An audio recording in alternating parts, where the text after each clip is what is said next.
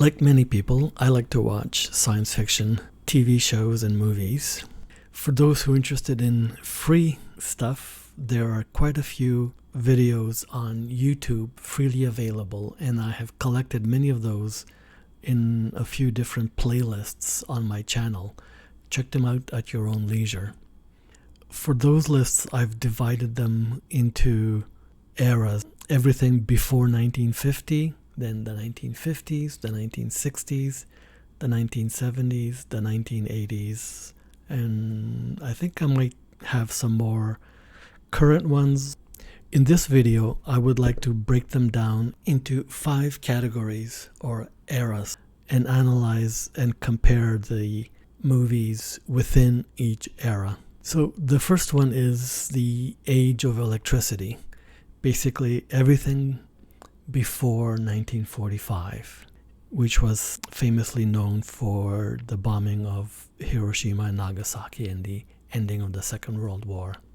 So this video will talk about this period, but just for those who are curious, I'll outline the other 4 ages. So the nuclear age officially starts after 1945, and it goes up to the end of 1957, which was the first satellite in space by the Soviet Union, the Sputnik. The nuclear age, it can also be called the monster age, because there were so many monster movies. The third age is the space age, 1957 to 1969.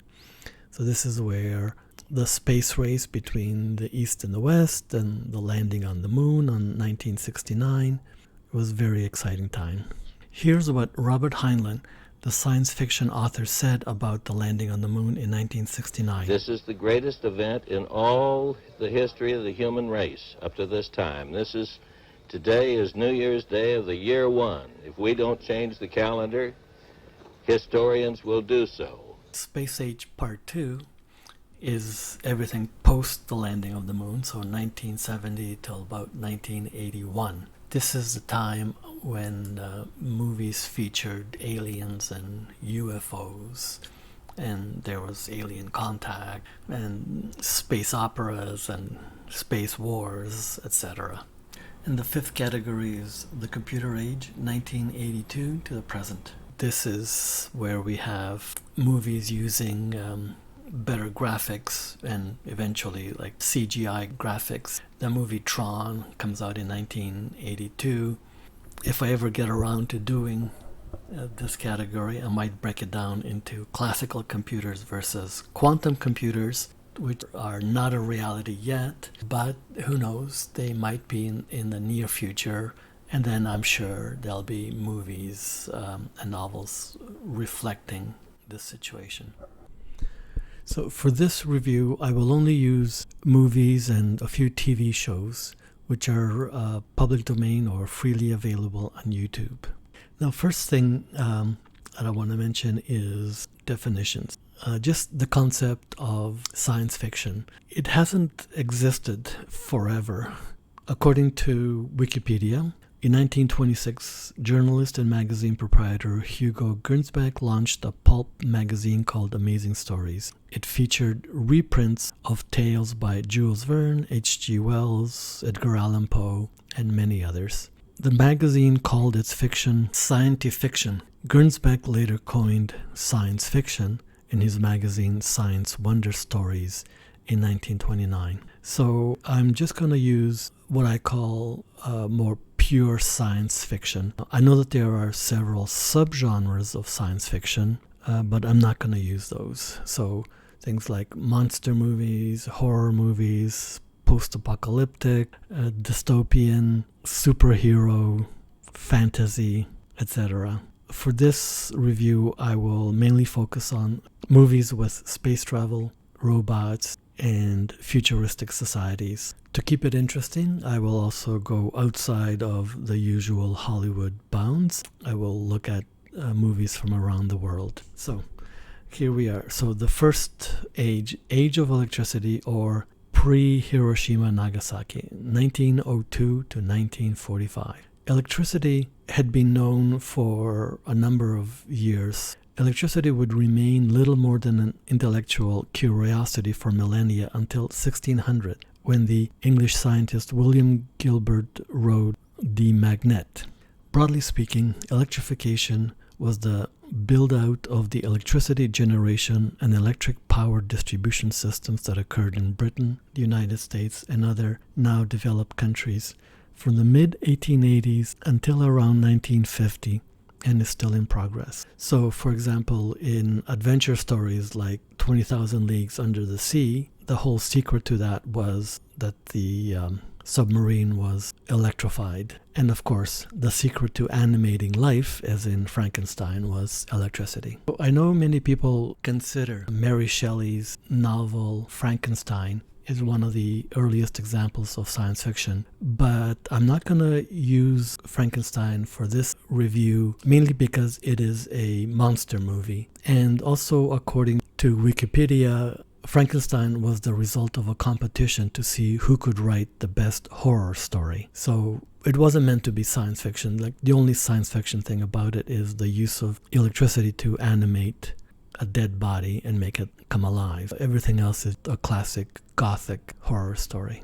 So to give a general overview of this time frame, the pre-1945 period starts from about 1902 and goes up to 1939. 1914 to 1918 was the First World War, and 1939 to 1945 was the Second World War. And most movies during these two wars were patriotic movies aimed at keeping spirits up during the war. Lots of comedies, musicals, and efforts to win the war. Although there were also quite a few horror movies, which I'm not going to talk about. There was also Buck Rogers, which premiered in Amazing Stories in 1928, and Flash Gordon, which premiered in 1934. The time just before and during the Second World War is also known for the creation of the superheroes. So Superman was created in 1938, Batman in 1939, and Wonder Woman in 1941. So one of the oldest sci-fi movies that I can find on YouTube is a movie called A Trip to the Moon by Georges Méliès in 1902. From a scientific point of view, pretty much everything in the movie is wrong, but I do give Méliès credit that he at least tried to make it seem scientific. For example, he shoots the rocket out of a cannon. I believe was common knowledge. It was known that if you wanted to escape the Earth's orbit, you had to shoot something out of a cannon and give it enough energy with an escape velocity. So that's why they use that, which obviously we don't do that in reality now. But back then, that was the common knowledge, that you would shoot it out of a cannon. And the other interesting thing that they sort of got right was when they come back to land on the Earth, they fall into the ocean. They don't use a parachute, but they just fall and land into the ocean. And then afterwards, they give them a parade, which they sort of got right. The first people on the moon, when they came back, they got a parade.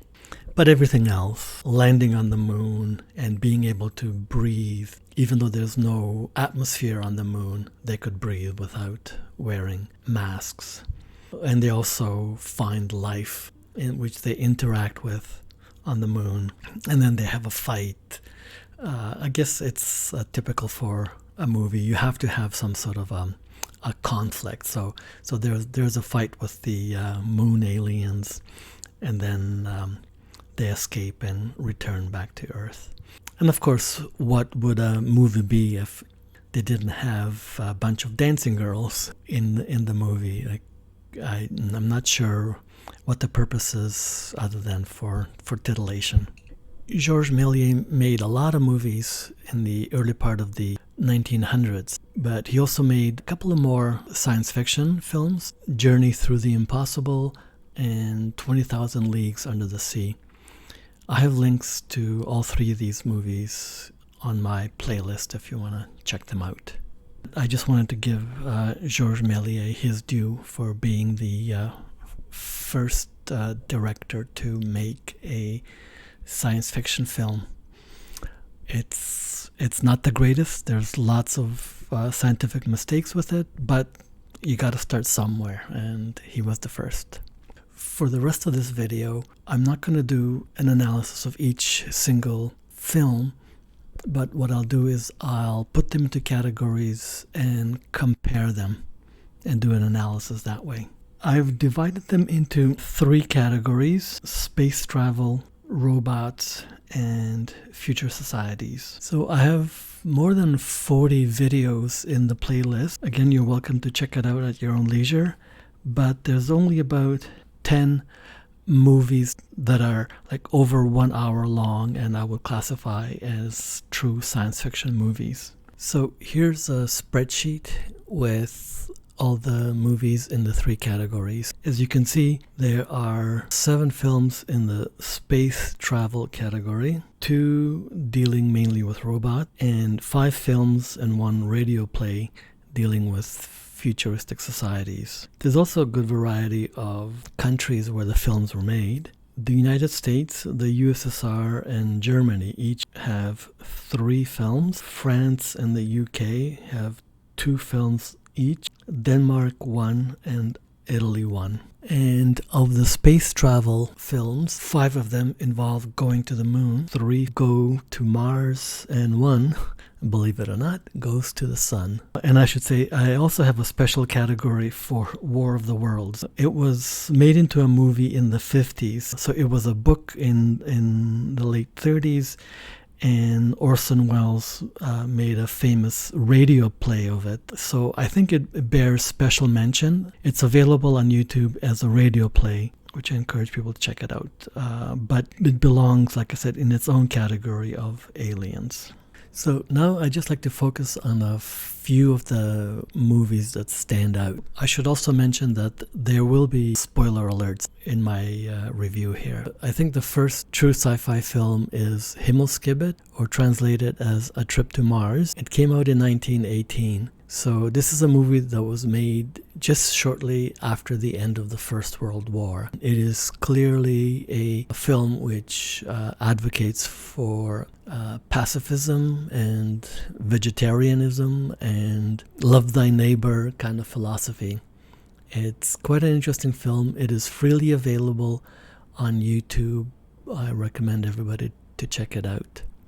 And for those people who are fans of Star Trek, who are always curious about who is the first alien kiss and alien sex and that kind of stuff, Himmelskibet is the first film to include a kiss between a human and a Martian, and also marriage between a human and a Martian. So they made quite a few records. The science in the film is not the greatest. Like, one of the most glaring things is they don't use a rocket. They use an airship called Excelsior to fly from Earth to Mars.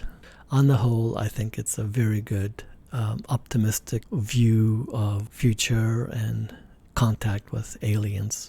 The other interesting film in the Future Society category is Just Imagine.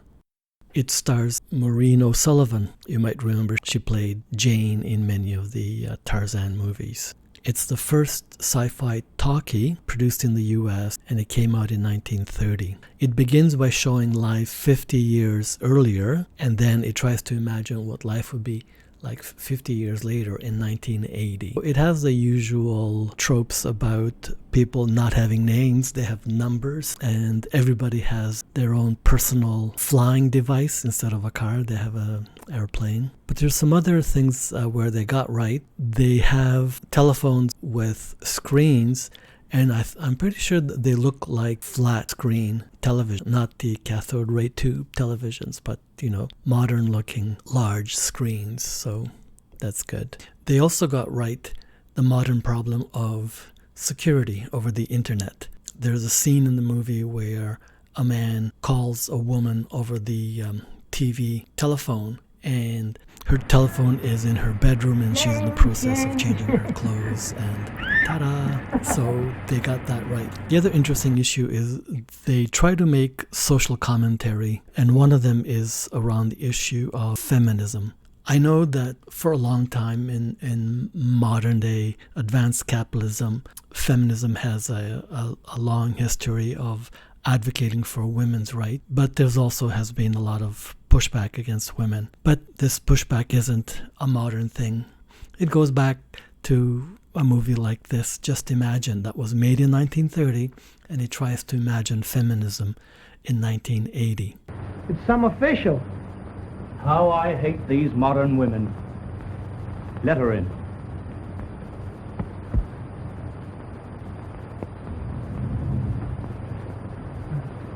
I'm the census taker. I'm sorry, but we're out of our census today. Who are your parents? General Electric. We're both incubator babies. Young man, you are very impudent. But don't criticize this marriage law. It, like the Volstead Act, is a noble experiment. I don't get it. Why, you men have all the best of it. For instance, you can file an application to marry me, which I can accept or reject. But I can't put in an application to marry you. Not a bad law at that. Oh! No, it's no use, Hardy. I like a girl like my grandmother used to be. That's why I like Helen. She's an old-fashioned girl. I should have lived back in 1930. And of course, the old trope of kissing a woman against her will while she's fighting back until she gives up. The movie was made in 1930 during the Prohibition. Prohibition was ended in 1933, so by 1980 there was no prohibition, but there were pills with a kick. By the way, boys, what is the prohibition situation now? Well, it looks like in a year or two we're going to get light wines and beer. Ha! For heaven's sake, are they still saying that? Yeah, but I can fix you up if you'd like a little highball. Now you're coming right down my street. Here you are. What? More pills? Don't worry. They've got plenty of kick. Well, here goes. There's a lot more to be said about these early sci-fi movies, especially their social commentary. But in order to keep this video short, I'm going to end with the list of sci-fi movies that involve space travel to the moon and to Mars. And I'll just compare them, how they traveled and how close they were to best scientific methods. Here is the list of all the movies. Oh, and again, I should warn, there is going to be spoilers.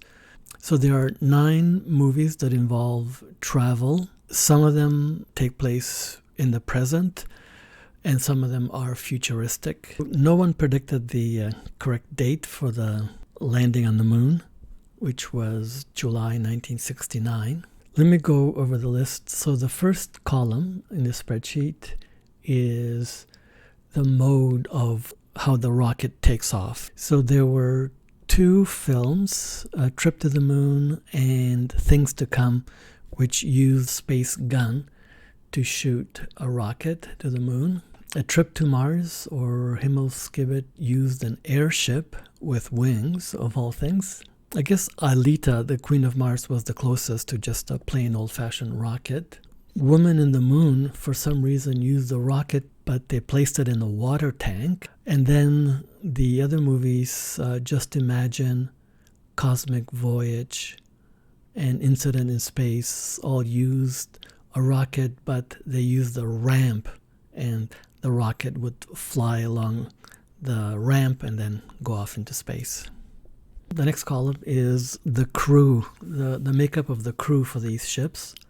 So there's quite a difference in numbers, although one thing that some of them have in common is they have a stowaway. I figured that the concept of the stowaway is good in a movie because then they can use the ignorance of the stowaway to explain space flight to the stowaway and thereby to the audience.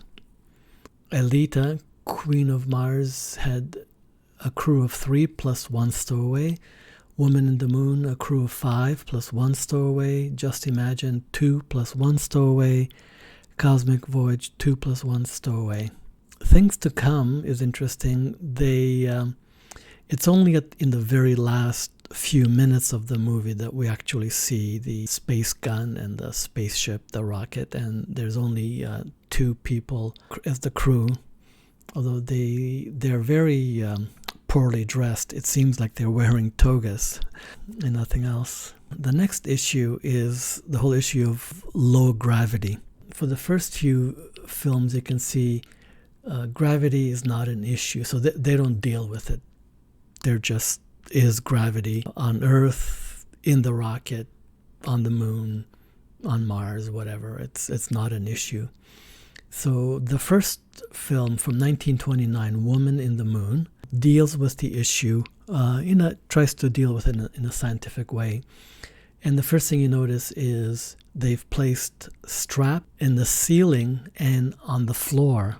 So when they're in space, in order to balance themselves from floating away, they can put their feet in the straps, or they can hold on to the straps in the ceiling. So that's an interesting concept. Just Imagine doesn't deal with the issue of gravity, although at one point they use the term gravity neutralizer. In the 1936 Soviet film Cosmic Voyage, for some reason they put the crew in a special bath during liftoff and landing. But then they do spend a bit of time showing crew as being weightless during flight. And they seem to have fun with being weightless.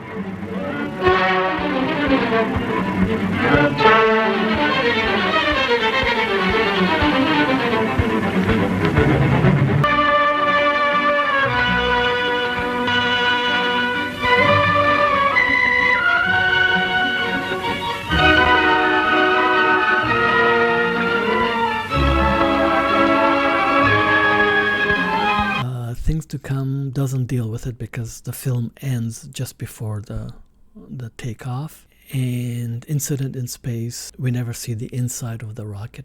Okay, then the next issue is landing on the alien planet. The first few just seem to crash land, and you see dust going all over the place.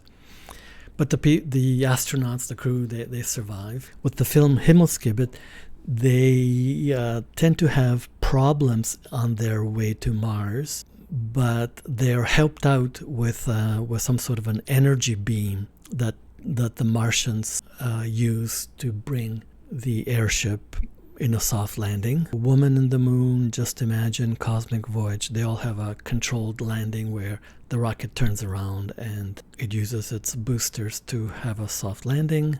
And Incident in Space doesn't land, it just orbits around the moon. Then the issue of atmosphere.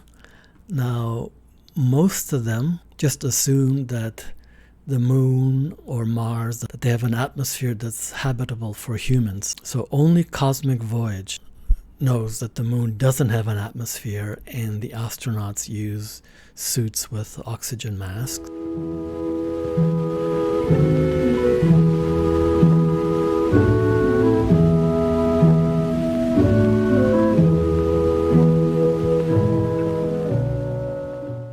For those films that meet the aliens, how do they communicate? So with Himmelskibet, the Martians seem to have this natural way where, if they say, all souls can understand them. I don't know if it's telepathy or what. In the Soviet film Aelita, the Martians speak Russian, and in Just Imagine, the Martians have their own language, but they also use a lot of hand gestures and like sign language. Then the landing back on Earth, trip to the moon, I think got it right. They splashed down in the ocean. Himmelskibet has a controlled landing like a plane because their rocket has wings, so they can land like a plane. And then this is where I'm going to give away the ending for Aelita. There is no landing because it was all a dream. It never actually happened, although it was a very complicated dream with class struggle and workers fighting their masters, etc. It's interesting. And of course, Cosmic Voyage had a control landing with parachute. Then just a few interesting notes. So in Himmelskibet, the aliens are pacifists and vegetarians. Aelita, the interesting thing about that was its futuristic architecture, costumes, and alien kiss. Woman in the Moon, first film to feature a countdown, and the rocket has stages, which in modern times we know rockets have, I think they have 3 stages, so they did that. There's also a subplot about capitalists wanting to find precious materials on the moon, and they actually do find lots of gold, which brings the downfall of 1 or 2 of the characters in the film. Just imagine, it was the first talkie sci-fi. It was also a romantic musical comedy, so it mixed everything. Sci-fi, music, comedy, romance. They broached the issue of homosexuality in when they land on Mars. One of the characters seems effeminate, and the human says, she's not the queen, he is. And what they got right was the large flat screen TV phone. Cosmic Voyage, in order to tell the humans back on Earth that they're all okay, they flashed the symbol CCCP from the moon, which is USSR in Russian. The weird thing is, so to add drama to the film, they run out of oxygen, but they find some frozen remains from a past atmosphere, and it has oxygen, so they can replenish their oxygen tanks. Things to come, again here the futuristic architecture and costumes was very interesting. They have the best looking flat screen TV phones, and they even have a telephone on his wrist without a screen, but it's just a audio telephone on their wrist, very modern looking. And Incident in Space, the large flat screen TV phone. So that's it for now, I think. And like I said, all these movies are freely available. Check them out. They're all very interesting.